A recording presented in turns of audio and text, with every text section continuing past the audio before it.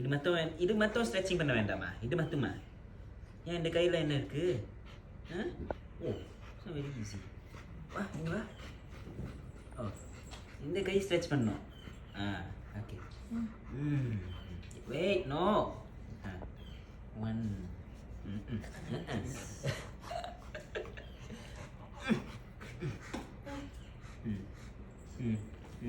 No, no. திருப்பி.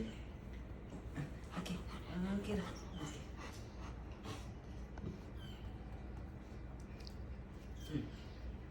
இந்த பாப்பா என்ன படுக்க உனக்கு? அம்பாதான் போலாமா? எதுக்கு?